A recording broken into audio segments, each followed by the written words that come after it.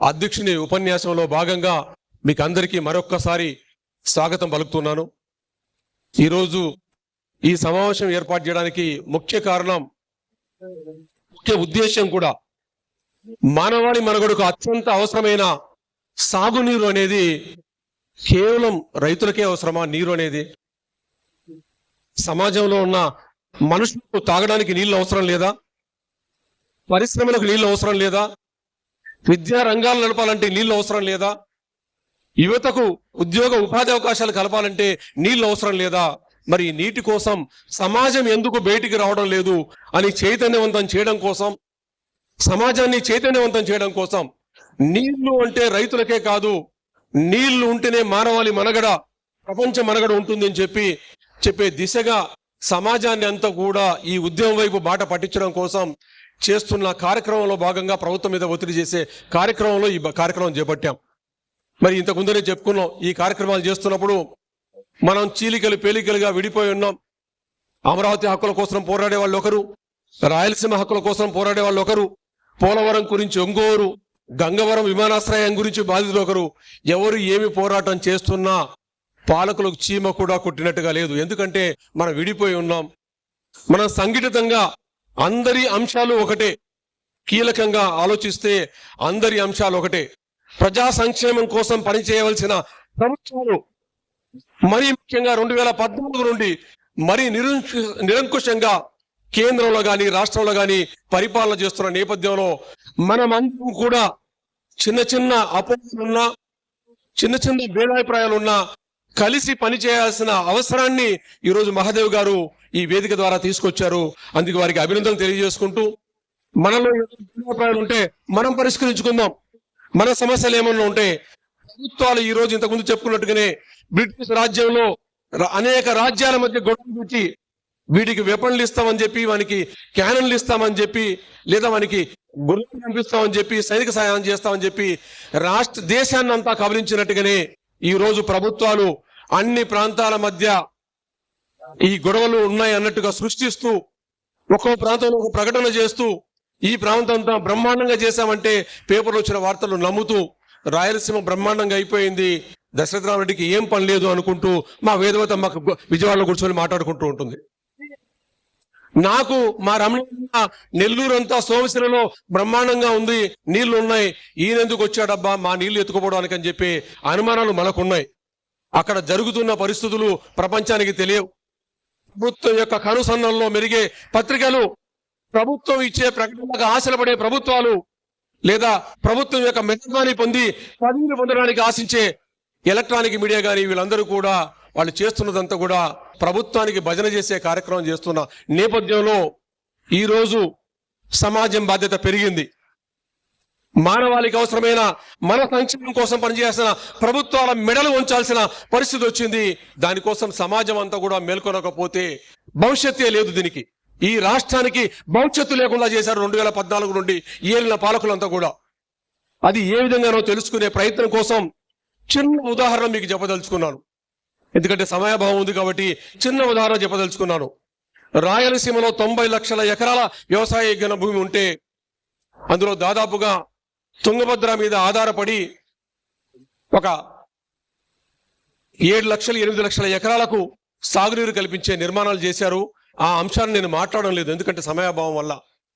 రెండో అంశం, మరి రాయలసీమ 90 లక్షల ఎకరాల్లో మొత్తం ఇరిగేషన్ కల్పించింది 24-25 లక్షలు అయితే అక్కడ 5-6 లక్షల ఎకరాలు పోతే మిగిలిన 18 లక్షల ఎకరాల ఆయకట్టు ఎక్కడి నుండి వస్తుందంటే శ్రీశైలం రిజర్వాయర్ మీద ఆధారపడి వస్తుంది. మీరు బాగా అర్థం చేసుకోవాలన్నా, శ్రీశైలం రిజర్వాయర్ మీద ఆధారపడి 14 లక్షల ఎకరాల ఆయకట్టుకు నీరు వచ్చేలాగా నిర్మాణాలు జరిగాయి. మరి శ్రీశైలం రిజర్వాయర్ నుండి నీళ్లు ఎక్కడి నుండి తీసుకుంటామంటే మా రైతన్నలకు అందరికీ చాలా మందికి తెలుసు. ఇక్కడంతా కూడా ఒకటి మల్యాల దగ్గర ఎత్తిపోతల పథకం పెట్టుకుంటే అంటే కర్నూలు జిల్లా నుండి చిత్తూరు జిల్లాలో ఉన్న కుప్పం వరకు లేదా నీవా వరకు 6 లక్షల ఎకరాలకు నీళ్లు ఇచ్చే పథకాన్ని ఒకటి చేపట్టాం. 4 దశాబ్దాల క్రితం చేపట్టాం ఆ పథకం. అంటే దాని ద్వారా ఒక 6 లక్షల ఎకరాలకు నీళ్లు రావాలి. రెండోది శ్రీశైలం రిజర్వాయర్ నుండి నీళ్లు తీసుకునే అవకాశం పోతిరెడ్డిపాటి హెడ్ రెగ్యులేటర్ నుండి బనకచెర్ల క్రాస్ రెగ్యులేటర్ దగ్గర తెచ్చుకుంటే అక్కడ నుండి ఉన్న 3 రెగ్యులేటర్ ద్వారా తెలుగుగంగకు నీళ్ళు ఇచ్చుకునేలాగా అది వెలుగోడు రిజర్వాయర్కి ఇవ్వడం కానీ, బ్రహ్మసాగర్కి కానీ, సోమశిలకు ఇవ్వడం కానీ, అటు నీళ్లు తీసుకునే దాంట్లో అంటే కర్నూలు కడప జిల్లాలో తెలుగుగంగకు ఇచ్చే నీటికి కానీ, లేదా ఎస్ఆర్బిసి రెగ్యులేటర్ ద్వారా, జిఎన్ఎస్ఎస్ రెగ్యులేటర్ ద్వారా గోరుకలకు తీసుకొచ్చి ఎస్ఆర్బిసికి ఇవ్వడము, అక్కడి నుండి నీటిని జిఎన్ఎస్ఎస్కి తీసుకుపోయి గండికోట నుండి చిత్తూరు వరకు తీసుకుపోతూ నగరి వరకు నీళ్ళు ఇచ్చే పథకం ఒకటి, మధ్యలో గండికోట నుండి కూడా అనేక మైలవరానికి ఇవ్వడము, పైడిపాలానికి ఇవ్వడానికి, దీనికంతా కూడా 8 లక్షల ఎకరాలకు నీళ్లు ఇవ్వాలి. అంటే ఎంత? 8 లక్షల ఎకరాలు పోతిరెడ్డిపాడు మీద ఆధారపడి 8 లక్షల ఎకరాలకు ఇవ్వాలి.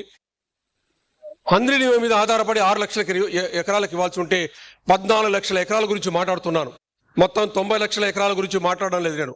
90 లక్షల ఎకరాల్లో సాగునీటి వసతి కల్పించింది కేవలం మనకు ఒక 20-22 లక్షల ఎకరాలు కల్పిస్తే అందులో 14 లక్షల ఎకరాలకు సంబంధించిన విషయాన్ని మాట్లాడుతున్నాను.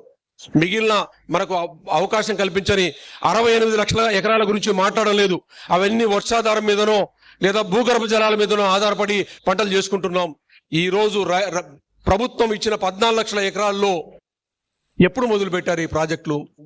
మనం గొప్ప గొప్ప నాయకులు అనుకుంటున్నాం. ఈరోజు ఎన్టీ రామారావు గారు తెలుగుగంగ పథకం తీసుకొచ్చి ఈ ప్రాంతాన్ని సుస్థిరంగా మార్చారని చెప్పుకుంటున్నాం. రాజశేఖర రెడ్డి గారు వచ్చి జిఎన్ఎస్ఎస్ పథకాన్ని ముందుకు తీసుకుపోయారని మాట్లాడుతున్నాం. హంద్రీనివాని ముందుకు తీసుకుపోయారని మాట్లాడుతున్నాం. అంజయ్ గారు వచ్చి ఎస్ఆర్బిసిని ఇచ్చారని మాట్లాడుతున్నాం. వీటన్నిటి ద్వారా 14 లక్షల ఎకరాలకు నీళ్లు రావాల్సి ఉంటే ఈ రోజు స్పష్టంగా భూము తెరుచుకొని నీళ్లు పారించుకుంటున్నది 2 లక్షల ఎకరాలు మాత్రమే. సమాజం వినాలి, ఇది రైతన్నలు కాదు, సమాజం వినాలి. 2 లక్షల ఎకరాలకు మరి అక్కడ పారుతున్న ఉపకారాల ద్వారా ఆయిల్ ఇంజిన్ వేసుకొని నీళ్లు కొట్టుకుంటుంది 2 లక్షల ఎకరాలకు. అంటే ఎన్ని పారుతున్నాయి? 14 లక్షల ఎకరాల్లో 4 లక్షల ఎకరాలకు పారుతున్నాయి. ఇందులో 2 లక్షల ఎకరాలు ప్రభుత్వం ఇచ్చే ఖర్చుతో కారాల ద్వారా నీళ్లు పారుతున్నాయి. భూమి తెరిస్తే రోజుకు 15 ఎకరాలు నీళ్లు పంట పారుతుంది. అదే ఆయిల్ ఇంజిన్ వేసి కొట్టుకుంటే రోజుకు 3/4 ఎకరా నుండి 1 ఎకరా కూడా పారే పరిస్థితి లేదు. ఆయిల్ ఇంజన్ ఖర్చు, మనుషుల ఖర్చు కలుసుకుంటే ఎకరాకు 20,000 నుండి 40,000 రూపాయలు అదనపు ఖర్చు పెట్టుకొని వ్యవసాయం చేస్తున్న పరిస్థితి మిగిలిన 2 లక్షల ఎకరాల్లో ఉంది.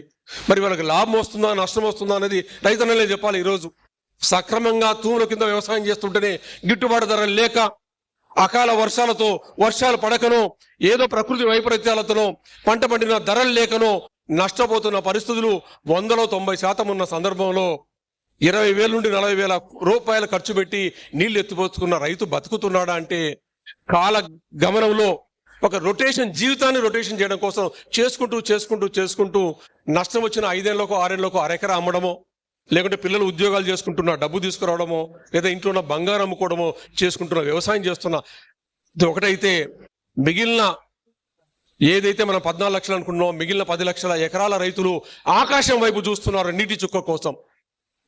మరి ఈ పరిస్థితి సమాజానికి తెలుసా?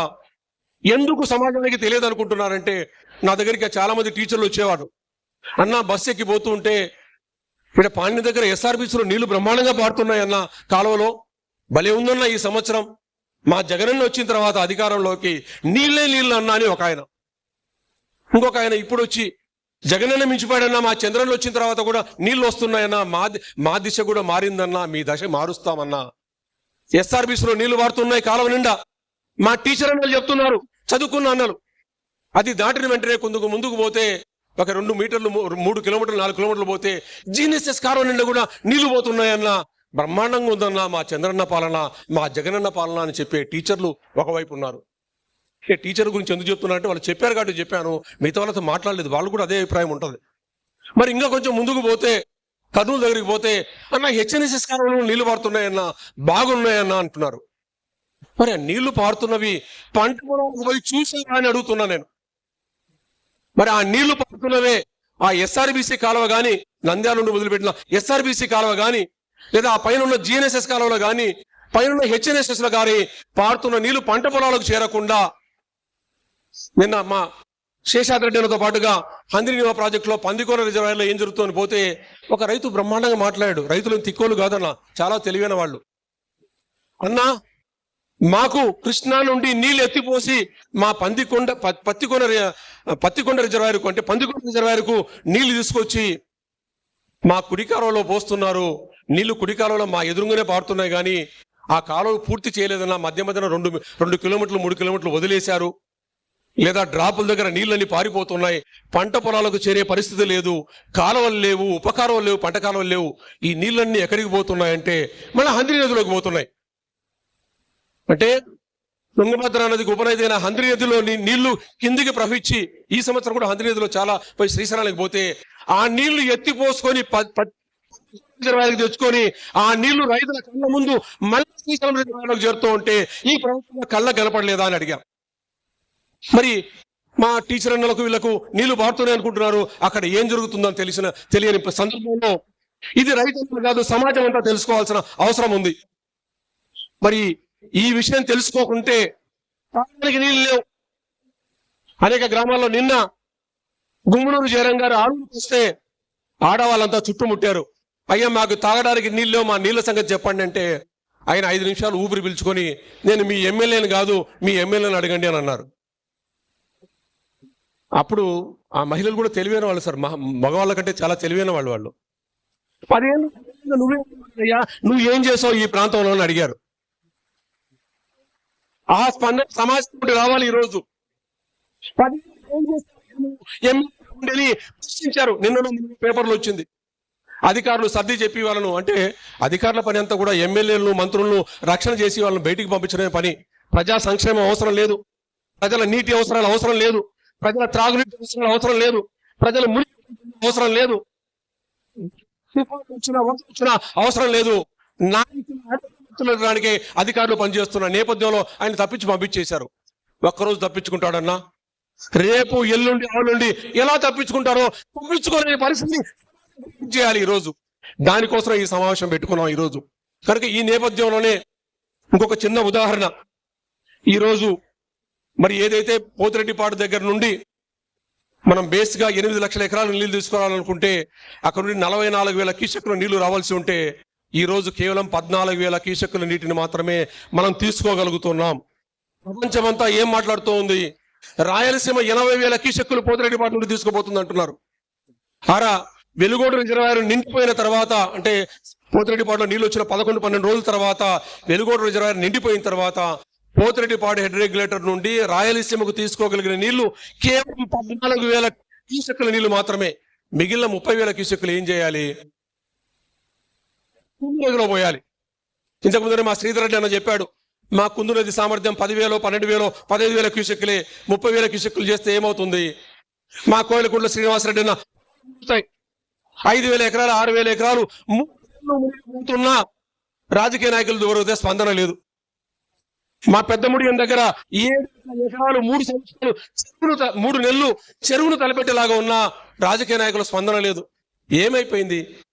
మహాదేవ్ గారు చెప్తున్నారు, మీ రాయలసీమ వాళ్ళంతా చాలా గొప్ప వాళ్ళు, ధీరులు చేస్తారు, బాగా ఫైట్ చేస్తారు, మేము పేపర్లో అంతా చదివాం, తొడలు కొడతారు, మీసాలు చెప్తారని. మీరు ఏం చేస్తున్నారని అడిగారు మహాదేవ్ గారు. నేనేం చెప్పాలో నాకు అర్థం కాలేదు, మీరే చెప్పాలన్నా. తర్వాత మాట్లాడే భక్తులు దాని మీద స్పందించాలని చెప్పి మేము కోరుకుంటున్నాం. మరి ఆ నీళ్లు రాకుండా పొలాలు మునిగిపోతుంటే ఏం చేయాలనుకుంటున్నారు ఈరోజు ప్రభుత్వం? ఈరోజు మా అన్నలు మాట్లాడారు, రామ్మోహన్ రెడ్డి మాట్లాడారు, మా అలగనూరు రిజర్వాయర్ తెగిపోయి 7 సంవత్సరాలు అయింది, మాకు నీళ్లు మా పశువులకు లేవు, తన పంట పొలాలకు మారిపోయాయని చెప్పారు. మా అన్న కరిమెద్దు నుండి ఈశ్వరెడ్డి అన్న వెలగమన్ డ్యామ్ కోసం కట్టిందని ప్రాజెక్టు వాడు ఆక్యుపై చేసుకొని కట్టలేదు అంటున్నారు. దానికి ప్రాజెక్టు డబ్బులు లేవు. ఇంకొక అన్న మురళి అన్న మాట్లాడే అవకాశం ఇస్తాను. గోరుకల్ రిజర్వాయర్ తెగిపోయే పరిస్థితి ఉంది, దానికి 93 కోట్లు కావాలంటే దానికి నిధులు లేవు. ఇంతకుముందు ఎవరో చెప్పారు, మంత్రి గారిని వాళ్ళని అడిగి వస్తే పోతే ఇంటి దగ్గరికి పోతే నిధులు లేవు, ఏం చేద్దాం మనం అంటున్నారంట. మరి రాయలసీమ ప్రాజెక్టులకు నిధులు లేవు, చేయడానికి నిధులు లేవు, గుంటూరుకు నిధులు లేవు, సిద్ధించడానికి నిధులు లేవు, ఏ ప్రాజెక్ట్ అడిగినా నిధులు లేవు, పంట కాలువలకు లేవన్న వాళ్ళు మరి కుందు నది వెడల్పును తీసుకొస్తామంటున్నారు. కుందు నది వెడల్పు డబ్బులు ఎక్కడి నుండి వస్తాయా? గోదావరి మనకి తెస్తామంటున్నారు, దీనికి నిధులు ఎట్లా వస్తాయి అంటే రాష్ట్ర విభజన చట్టంలో రాయలసీమకు పెట్టిన ప్రత్యేక ప్యాకేజీ నిధులను మళ్లించడానికి చంద్రబాబు నాయుడు గారు గోదావరి మరకచర్లకు మళ్లిస్తామని చెప్పి ఒక ప్రకటన ఇచ్చారు. దానికోసం అడుగుతున్నారు కేంద్ర ప్రభుత్వం నుండి ఆ డబ్బులు దీనికి ఏమండి అని. ఎప్పుడు ఇచ్చి ఉండాలి అది? 2014లో రాష్ట్రం ఏర్పడిన రోజు నుండి ఈ రోజు వరకు ప్రత్యేక ప్యాకేజీ నిధులు రావాల్సి ఉంటే ఇంతవరకు మాట్లాడని, అదేవిధంగా ప్రతిపక్ష పార్టీలు కూడా ఈ రోజు ఉన్న నేపథ్యంలో మాట్లాడుకోవాల్సింది మనం రైతన్నలు కాదు, సమాజం మొత్తం మాట్లాడాలి. మాట్లాడాల్సిన నేపథ్యంలో ఆ డబ్బులు ఎలా తీసుకొని ఏం చేస్తావయ్యా, కుందు నదిని ఎలా వెడల్పు చేస్తావని అంటే కొన్ని గ్రామాలు తిరిగాం కుందు నది వెడల్పు గురించి. ఈ రోజు కడప జిల్లాలో కూడా పెద్ద ఎత్తున రావాల్సింది. అక్కడ వంకలు వచ్చి వాళ్ళు దాటలేక 25 మంది రాలేక అక్కడే ఆగిపోయారు, ఫోన్ చేశారు. మరి అక్కడ కుందు నదిని వెడల్పు చేస్తూ తీసుకుపోతున్న సందర్భంలో భూసేకరణ చేయకుండా ఎంతవరకు జరుగుతుందో నష్టం లేకుండా నష్టపోతుందో అని చెప్పి నష్టపరిహారం ఇవ్వకుండా దాని మీద మోటార్లు తొలగిస్తున్న నేపథ్యంలో కూడా దానికి అడిగినా కూడా అడిగే వాళ్ళు ఎంతమంది ఉన్నారు, ఊర్లో ఒక 200 మంది ఉంటే ఆ పొలం గెట్టెంబడి ఆ కుందున దెంబడి ఒక 10 మందికో 15 మంది రైతులకు వస్తే మిగిలిన 190 మంది రైతాంగం ఏమనుకుంటున్నారంటే ఇది ఆ 10 మంది సమస్య లేదా మనకున్న అంతర్గత భేదాభిప్రాయాల వల్ల నాకు మునిగిపోయినా పర్వాలేదు కట్గా నీలేని ఆలోచన చేసే రైతాంగం ఈ రోజు ఉన్నారు. ఆ భావజాలం నుండి బయటికి రావాల్సిన అవసరం రైతాంగానికి ఉంది. ఇది ఈ రోజు కుందు నది వెడల్పు కోసం నాకు పొలం లేదనుకుంటున్నామంటే ఈ నాకు కూడా ఒక్క పొలానికి నీళ్లు రావడానికి ప్రభుత్వం డబ్బులు ఖర్చు పెట్టడానికి సిద్ధం లేదన్న విషయాన్ని గుర్తుపెట్టుకోవాలి. మరి నీ గోరకల్లు రిపేర్కి డబ్బులు ఖర్చు పెట్టడానికి ప్రభుత్వం దగ్గర డబ్బులు లేవంటున్నారు, నీ డబ్బులు లేవంటున్నారు. మరి ఇవన్నీ అలగనూరు లాగానే ప్రాజెక్ట్ లాగానే నువ్వు కూడా డిఫెక్ట్ అవుతే, నీ కేసీ కెనాల్ డిఫెక్ట్ అవుతే, నీ ఎల్ఎల్సి డిఫెక్ట్ అవుతే నీ పరిస్థితి ఏంటో ఆలోచించుకోవాలి. పట్టినట్టే ఈ నాకు కూడా పడుతుంది అనేది రైతాంగం గుర్తుపెట్టుకోవాల్సిన అవసరం ఉంది. ఇదే సందర్భంలోనే వాడు తప్పిపోయినా పర్వాలేదు అనుకుంటున్న వాళ్ళు ధన్యవాదాలు తెలియజేసుకుంటూ ముందుగా వేదవతి గారిని గన్నవరం విమానాశ్రయ నిరాశ్రయులను అనొద్దన్నారు, బాధితులను సంఘం నుండి మాట్లాడవలసిందిగా కోరుతున్నాను. వేదవతి గారికి ధన్యవాదాలు. తప్పకుండా సమిష్టి ఉద్యమానికి ఈ సమావేశం నాంది పలుకుతుందని చెప్పి ఆశిస్తూ, తర్వాత రమణయ్య గారు అఖిల భారత రైతు కూలీ సంఘం రాష్ట్ర సభ్యులుగా ఉన్నారు. వారు నెల్లూరు జిల్లాలో సోమశిల నుండి స్వర్ణముఖి నదికి పోయే కాలువ విషయాలు వీటన్నిటి గురించి కూడా వారు వివరిస్తారు.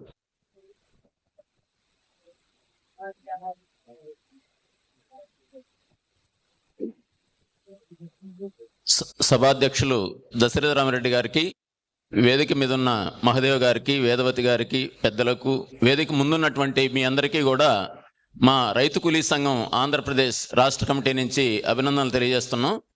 ఈరోజు రాయలసీమ సాగునీటి సమస్య మీద రైతు సంఘ నాయకులు శ్రీనివాసరెడ్డి గారు వేదిక మీదకి రావాల్సిందిగా కోరుతున్నాం. శ్రీనివాసరెడ్డి గారు. రాయలసీమ సాగునీటి సమస్య మీద చర్చించుకోవడానికి, మీతో కలిసి విషయాలు పంచుకోవడానికి నాకు ఒక అవకాశం దొరికింది. మొత్తం ఈరోజు తీసుకున్నటువంటి అంశం చాలా ముఖ్యమైనది. తరతరాలుగా రాయలసీమ ప్రాంతం వెనకబాటుకి, వలసలకి మొత్తం కూడా ఈరోజు సాగునీటి సమస్యే కీలకమైందని చెప్పేసి మనం గతంలో ఎన్నోసార్లు మాట్లాడుకున్నాం. ఈరోజు ఆ విషయాన్ని చర్చించుకుంటున్నాం. కనుక ఈరోజు ఏదైతే మీరు కుందు నది పరివాహక ప్రాంతంలో ఒక సమస్య ముందుకొచ్చింది, ఈ కాలువని లోతు తీసి ఈ కాలువ ద్వారా సోమశిలకి నీళ్లు ఇవ్వాలని చెప్పేసి ప్రభుత్వం ప్రకటించింది. దానికి నిరసనగా మొత్తం దీన్ని కాలువని, ఈ ప్రకృతి వనరుల్ని దెబ్బతీయొద్దని చెప్పేసి ఏదైతే మీరు పోరాడాలని సంకల్పంతో ఈ సదస్సుని ఏర్పాటు చేశారో అది కొంచెం మనం చర్చించుకోవాల్సిన విషయమే. ఎందుకంటే ఈరోజు సోమశిలకి నిన్న ప్రకటన చూస్తే నెల్లూరు జిల్లాలో పత్రికల్లో వచ్చిన ప్రకటన, సోమశిల నుంచి కిందికి నీళ్లు వదిలేశారు. అంటే సోమశిల నిండిపోయి ఆ నీళ్ళని ఇక భద్రతకి ప్రమాదం అని చెప్పేసి నీళ్ళని కిందకు వదిలేశారు. అంటే 78 టీఎంసీల సామర్థ్యంతో నెల్లూరు జిల్లా కడప జిల్లా సరిహద్దులో నిర్మించినటువంటి సోమశిల ప్రాజెక్టు ఈరోజు 68 టీఎంసీల నీళ్లతోటి నిండుగా ఉంది. ఈ నీళ్ళని ఈరోజు వర్షాలు పెరుగుతున్నాయి, వరద పెరుగుద్ది, మొత్తం భద్రతకి ముప్పు వాటిల్లుద్ది అనేది దాంతో నీళ్లు కిందకు వదిలారు.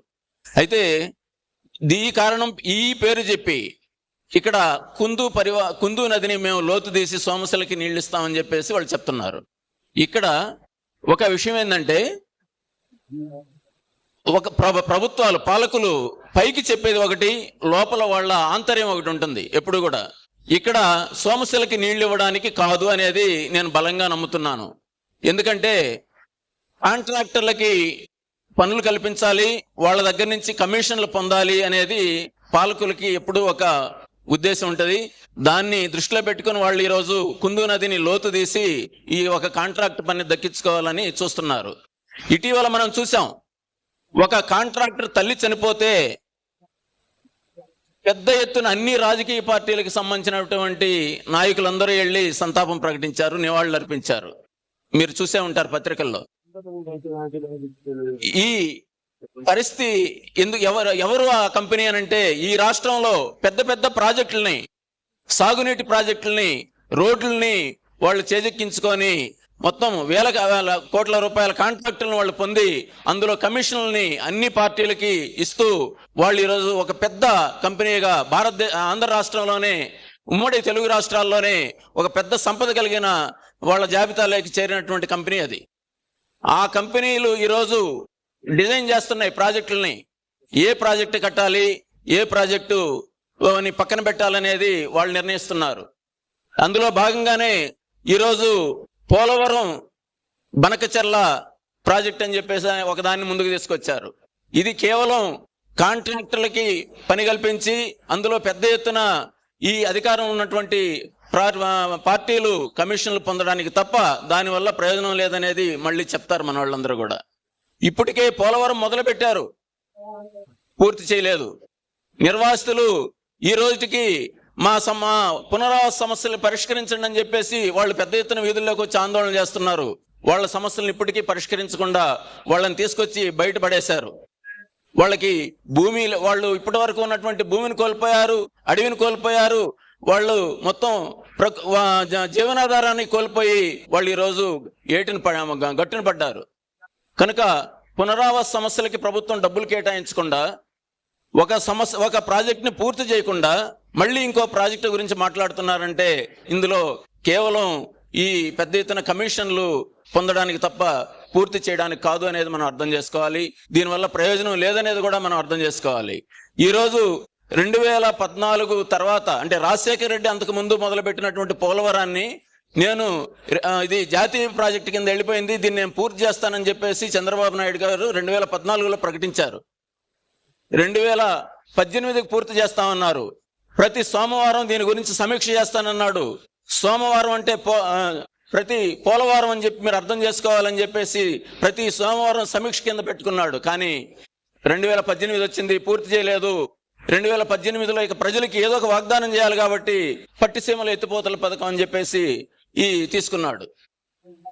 అది దాంతో ఆయన కాలం గడిపేశాడు 5 ఏళ్ళు. తర్వాత జగన్ వచ్చాడు, దాన్ని పక్కన పెట్టాడు. మళ్ళీ ఇప్పుడు పోలవరంలోకి వెళ్ళలేదు. మళ్ళీ పోలవరం బనకచెర్ల నినాదాన్ని ముందుకు తీసుకొచ్చారు. కనుక భారీ ప్రాజెక్టుల్ని వాళ్ళు తీసుకుంటున్నారు. అందులో మొదట 60% ఎర్త్ వరకు అవి కాలువలు ఉంటాయి కనుక అవన్నీ పూర్తి చేసేసి ప్రాజెక్టులన్నింటినీ పెండింగ్ లో పెడుతున్నారు. అట్లా చూసుకున్నప్పుడు ఈరోజు రాయలసీమలో అనేక ప్రాజెక్టులు ఇంకా కూడా పెండింగ్ లో ఉన్నాయి. రెండోది, సామర్థ్యాన్ని పెంచాల్సిన ప్రాజెక్టులు కూడా ఉన్నాయి. దశరథరామరెడ్డి గారు అన్నారు, ఈ రోజు సాగునీటి అవసరాలు పెరిగినాయి, ఎన్నో ప్రాజెక్టులు ఉన్నాయి, 1 TMC 2 TMCలతోటి చిన్నవి ఉన్నాయి. వాటి సామర్థ్యం పెంచాల్సిన అవసరం ఉంది, నీటిని నిల్వ చేయాల్సిన అవసరం ఉంది. నెల్లూరు జిల్లాలో కూడా సోమశిలలో 78 TMCల సామర్థ్యం కలిగినటువంటి సోమశిల ప్రాజెక్టు, 68 TMCల సామర్థ్యం కలిగినటువంటి కండలేరు ప్రాజెక్టు 2 పూర్తయినాయి. ప్రాజెక్టులు పూర్తయినాయి, నీళ్లు నిల్వ ఉంటున్నాయి. కానీ కెనాల్స్ కూడా పూర్తి చేయలేదు, కాలువలు పూర్తి చేయలేదు. ఈ రోజుకి సోమశిల ఉత్తర కాలువ పూర్తి కాలేదు, సోమశిల హై లెవెల్ కెనాల్ పూర్తి కాలేదు. తర్వాత నెల్లూరు జిల్లాలో వెంకటగిరి నుంచి ఉదయగిరి వరకు ఉన్నటువంటి మెట్ట ప్రాంతాన్ని ఈరోజు పూర్తి కావాలి. మెట్ట ప్రాంతానికి నీళ్లు అందించే కెనాల్స్ కూడా పూర్తి చేయలేదు. సోమశిల స్వర్ణముఖి లింక్ కెనాల్ అని చెప్పేసి వరద నీళ్ళని మొత్తం చెరువులకి మళ్లించడం కోసం ఒక కెనాల్ని టేకప్ చేసింది గవర్నమెంట్. రాజశేఖర రెడ్డి గారు ఉన్నప్పుడు 60% పని అయింది, పూర్తి కాలేదు. దాన్ని డిజైన్లు మార్చారు, రిజర్వాయర్లు కడతామని చెప్పి శంకుస్థాపనలు చేశారు, ఎక్కడా కూడా పని ముందుకు పోలేదు. ఈ రోజుకి ఆ కాలువ పెండింగ్ లోనే ఉంది. కనుక ఉన్నటువంటి కాలువల్ని పూర్తి చేసి రైతాంగానికి నీళ్లు ఇస్తే చాలా తక్కువ ఖర్చే, పెద్ద 1000 కోట్లేం కాదు, 100 కోట్లే. కానీ ఆ పనిలోకి ప్రభుత్వాలు వెళ్ళడం లేదు, కొత్త ప్రాజెక్టులను తీసుకుంటున్నాయి. కనుక ఈ కొత్త ప్రాజెక్టులు వల్ల ప్రజలకి రైతాంగానికి ప్రయోజనం తక్కువ ఉంటుంది. ఎందుకంటే పోలవరం డిజైన్ అప్పుడే వాళ్ళు ప్రకటించారు, ఇందులో కొత్తగా ఆయకట్టుకి మేము నీళ్లు ఇవ్వబోవడం లేదు, పరిశ్రమలకి మొత్తం నావిగేషన్కి ఈ అవసరాల కోసం ఇది రూపొందించి డిజైన్ చేశామని చెప్పి ప్రకటించారు. కనుక కొత్తగా ఆయకట్టు ఏమి వీళ్ళు స్థిరీకరించేది లేదు. కొత్త ఒక సెంటుకు కూడా నీళ్ళు ఇచ్చే పరిస్థితి లేదు. మొత్తం డ్యాములన్నింటినీ కూడా, భారీ ప్రాజెక్టులన్నింటినీ కూడా ప్రైవేట్ వాళ్ళ చేతుల్లో పెట్టడానికి ఈరోజు డ్యామ్ సేఫ్టీ అనే పేరుతోటి ఒక బిల్లును కూడా ఈరోజు కేంద్రం తీసుకురాబోతా ఉంది. కనుక ప్రాజెక్టులు కట్టినంత మాత్రాన ఈ రైతుల కోసం అనుకోవడానికి లేదు. ఈ మొత్తం కూడా ప్రభుత్వాల చేతుల్లో కూడా ఈరోజు ఉండకుండా ప్రైవేటు వాళ్ళ చేతుల్లోకి చేరే పరిస్థితి, పెద్ద పెద్ద కార్పొరేట్ కంపెనీల చేతుల్లోకి చేరే పరిస్థితి, బహుళజాత కంపెనీల్లోకి చేరే పరిస్థితి ఉంది. కనుక ఈరోజు చిన్న చిన్న ప్రాజెక్టులని, కాలువల్ని పూర్తి చేసి రైతాంగాన్ని ఆదుకోవాల్సిన అవసరం ఉంది అనే దాని వైపు మనం ఎక్కువ శ్రద్ధ పెట్టాల్సిన అవసరం ఉంది. ఈరోజు మా రైతు కూలీ సంఘం నెల్లూరు జిల్లాలో ఇలాంటి సమస్యల మీద మేము కూడా సదస్సులు పెట్టాం, డిమాండ్లు పెట్టాం గవర్నమెంట్ ముందు, వాటి కోసం పనిచేస్తున్నాం. మీరు రాయలసీమ సాగునీటి సాధన సమితిగా ఏర్పడి మీరు చేస్తున్నటువంటి పోరాటంలో కూడా మేము భాగస్వాములు అవుతాం. ఎందుకంటే ప్రభుత్వం ఈరోజు ప్రాంతాల మధ్య అసమానతలు చూపిస్తుంది. కొన్ని ప్రాంతాలని అభివృద్ధికి నోచుకోనియకుండా అది వలస కూలీల్ని సప్లై చేసే కేంద్రాలుగా ఉంచాలనే దృష్టితో ఇప్పుడు దాకా చాలా ఈ రాయలసీమ ప్రాంతంలో కానీ, లేకపోతే ఉత్తరాంధ్రలో కానీ, నెల్లూరు కోస్తా ప్రాంతంలో కూడా మెట్ట ప్రాంతంలో సాగునీరు అందకుండా, పొలాలు సాగులోకి రానివ్వకుండా ఆ ప్రాంత ప్రజలందరూ కూడా ఊర్లు వదిలిపెట్టేసి బయట మహానగరాలకి వలసలు వెళ్ళిపోయేటట్టుగా మొత్తం నిర్లక్ష్యం చేశాయి. ఆ ప్రాంతంలో చుక్క నీరు లేకుండా చేశాయి. కనుక వాళ్ళు ఒక అసమానతను చూపిస్తూ మొత్తం ప్రజల్ని వలస కూలీలుగా నిలబెట్టుకోవడానికి ఇటువంటి దృష్టితోటి వాళ్ళు ప్రాజెక్టులను నిర్లక్ష్యం చేస్తూ ఉన్నారు. కనుక వీటిని సాధించుకోవాలి అని అంటే ఇది రాష్ట్ర వ్యాప్తంగా ఉమ్మడిగా అందరం కలిసి పనిచేయాల్సిన అవసరం ఉంది.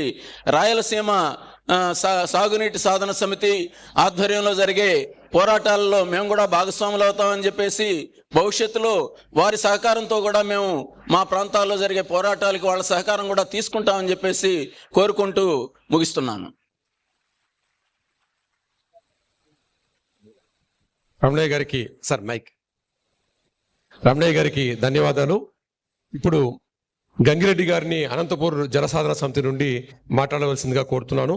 రమణయ్య గారు తప్పకుండా సార్, మనం అంతా కలిసి పోరాడదాం, సమిష్టిగా మన సమస్యల్ని తీర్చుకుందాం. అయితే ఇక్కడ ఒక చిన్న విషయం అయితే గుర్తుపెట్టుకోవాలి. ప్రతి కుటుంబంలో సమస్యలు ఉన్నట్టుగానే, ప్రతి ఇంట్లో సమస్యగా ఉన్నట్టుగానే, ప్రతి వ్యక్తికి సమస్యలు ఉన్నట్టుగానే ఆ సమస్యలో తీవ్రత మాత్రం కొంత వ్యత్యాసాలు ఉంటాయి. అత్యంత సమస్య ఉన్న ప్రాంతాల్లో కొంచెం ప్రాధాన్యతతో పనిచేయాల్సిన అవసరం ఉందని చెప్పి ఒక సూచన మాత్రం ఈ సందర్భంగా మీకు తెలియజేసుకుంటున్నాను. Thank you very much sir.